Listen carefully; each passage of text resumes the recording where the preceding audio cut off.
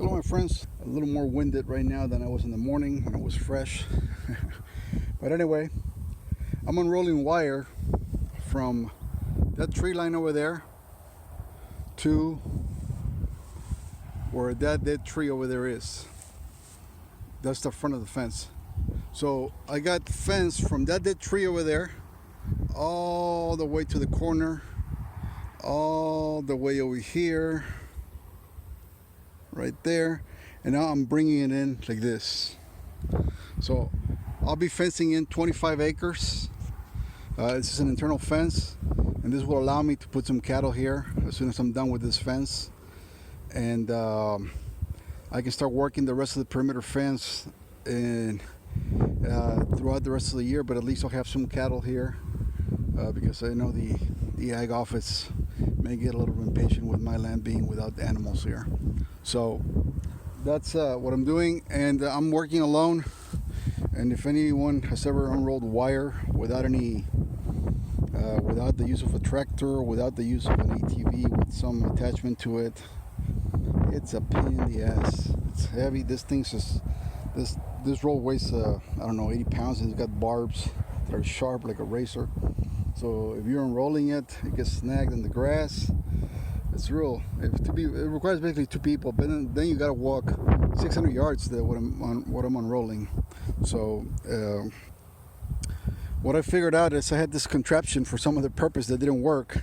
So I just used it for this, and it's working out pretty decent. I already unrolled about 300 yards. So it's just a wood frame with a pipe in there, and I put it through the center of the spool, and I just slowly unroll it. And since I have nothing else to just do anything with it, I'm just basically hooking up with a chain and going slowly, and it's working out pretty decent. I tried other methods like hanging the spool on that side and just pulling the line, and that kept getting tangled because the spool doesn't really come off. It comes off like a spiral.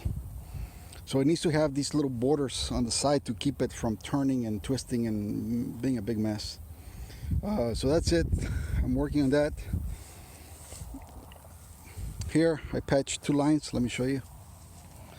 This thing's sharp. I need to get my gloves on. So here it is. Now the way I patch these lines is that I get the 2 ends and I remove the 2 barbs from each side, and then I just scissor them. Scissor the two barbless wires, and then I wrap one on one side and one to the other side. I don't know if it makes any sense, but I got this technique from Arms Homestead. The guy is pretty good at what he does, if you're into the kind of homesteading type of deal. And he's from Oklahoma. So he had a video about how to bring wire together without looping it, which I don't like making loops because it kind of, I don't know, I think it's a weak point and they look horrible. So I got this technique from him. And anyway, maybe when I have some more time I can do a better video of how you do it. But you basically just scissor the two lines and go counterclockwise on each side.